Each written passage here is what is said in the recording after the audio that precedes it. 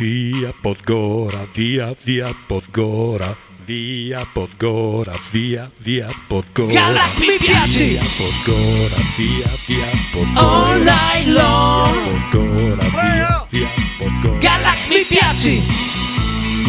Vergognosissimo! Buongiorno a tutti, martedì 5 San Vincenzo, eccolo qua Vincenzo, auguri Vincenzo, siamo anche con il nostro è arrivata anche l'Ambrosa e siamo anche con il nostro, come si dice, Ranieri che è quello che ci, diciamo, legge i quotidiani la mattina, ci dà le notizie, e poi c'è Fabio e il rientro del mister, detto il cappellone, non per i capelli che non ha. Ma mi vengono spontaneo, allora intanto vi do l'appuntamento, anche a voi tutti, vi do l'appuntamento, Ranieri, se non sai cosa fare, domenica 10 alle 16:30 farò uno spettacolo, un teatro di Comelian, e faremo uno spettacolo, sarò io e 3 amici di Comelian che suonano, adesso mi ricordo i nomi,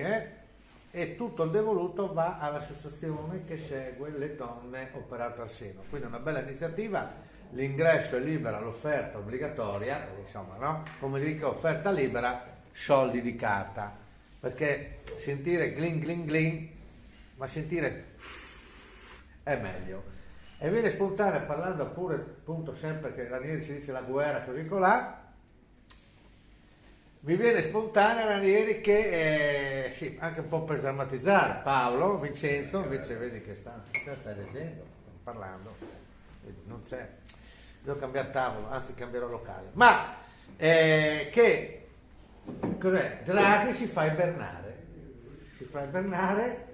nel 2050 torna fuori, sta a posto, arriva giù a Roma, entra in un bar, vede la situazione un po' cambiata, le cose, si siede, un caffè macchiato, sì, dottor Draghi, un caffè macchiato. Senta, com'è la situazione? La guerra in Ucraina?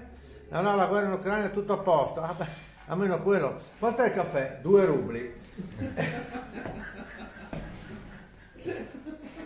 Sempre dall'amico Ceppo di Roma che ci dà queste chicche ogni tanto, un saluto vergognosissimo da quelli dal tavolo, quelli delle 7:20, ciao.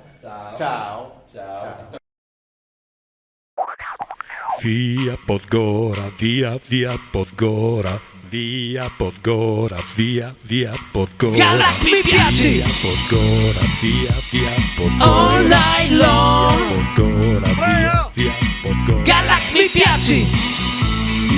Vergognosissimo!